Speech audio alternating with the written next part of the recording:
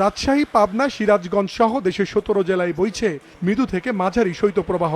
আজ দেশের সর্বনিম্ন তাপমাত্রা রেকর্ড করা হয়েছে যশোরে 7.8 ডিগ্রি সেলসিয়াস।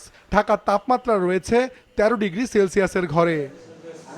আবহাওয়া অধিদপ্তর জানিয়েছে আজ থেকে আগামী কয়েকদিন সারা দেশের তাপমাত্রা 2 থেকে 4 ডিগ্রি সেলসিয়াস পর্যন্ত বাড়তে পারে, কমবে শীতের তীব্রতা। কয়েকদিন যেরকম কুয়াশা যেমন আচ্ছন্ন ছিল সারা দেশ, সেখান থেকে কিছুটা হইলে উন্নতি হয়েছে এবং এটা আস্তে আস্তে আর উন্নতি হবে এবং আগামী 5 তারিখ পর্যন্ত তাপমাত্রা, রাতের তাপমাত্রা এবং দিনের তাপমাত্রা দুটোই বাড়তির দিকে থাকবে। শৈত্যপ্রবাহের কারণে বোরো মৌসুম চললেও অনেক জেলায় খেতে কাজ করতে পারছেন না কৃষকরা। কাল থেকে শৈত্যপ্রবাহ কেটে যাওয়ার সম্ভাবনা রয়েছে, তবে 5 জানুয়ারির পর সারা দেশে আবারও শীত বাড়ার পূর্বাভাস দেওয়া হয়েছে আবহাওয়ার বার্তায়। কালকের যেহেতু তাপমাত্রা, রাতের তাপমাত্রা কিছুটা বাড়তে পারে, ফলে এই শৈত্যপ্রবাহের এরিয়া আগামীকালকে আর কিছুটা কমে যেতে পারে। এরপর তারপরের দিনও তাপমাত্রা বাড়বে, ফলে তারপরের দিন আরও কমে যেতে পারে। অর্থাৎ আগামী 5 তারিখ পর্যন্ত শৈত্যপ্রবাহ অনেক অংশেই কমে যাবে, হয়তো বিচ্ছিন্নভাবে 2-1টা জায়গায় থাকতে পারে।